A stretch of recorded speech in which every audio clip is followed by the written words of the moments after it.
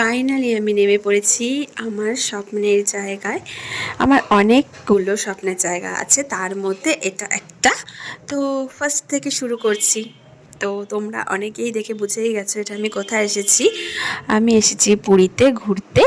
তো এখানে আমরা ট্রেন থেকে নেমে চলে এসেছি যেখানে আমরা থাকবো, হোটেলের সামনে। তো এটা ভোরবেলা আমরা নেমেছি। তো ভোরের দৃশ্যটা এত সুন্দর তোমাদের মানে সামনে থেকে দেখে এত ভালো লাগে, মানে বলে বোঝাতে পারবো না। তোমরা যারা যারা গেছো তারা নিশ্চয়ই জানো ভোরের জায়গাটা, মানে ভোরের বেলা এই সিনটা দেখতে কতটা ভালো লাগে।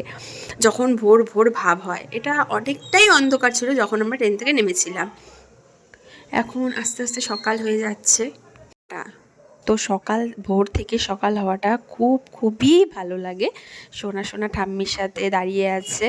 সোনা তো ট্রেন থেকে নেমেই জেগে গেছে। ও মানে মানে বুঝতে শিখেছে জাস্ট, তাতেই খুব মজা পেয়েছে। আমারও খুব ভালো লেগেছে যে আমার ছেলেটা মানে সবার সাথে মজা করছে, কান্নাকাটি করছে না। কান্নাকাটি করলে বেশ একটা ভালো লাগতো না। তো সোনা দিদির সাথে একটু হাঁটাহাঁটি করছিল, ওটাই ভিডিও করে রেখে দিলাম। তো নেক্সট ভিডিও একটু পরেই দিচ্ছি। Bye bye.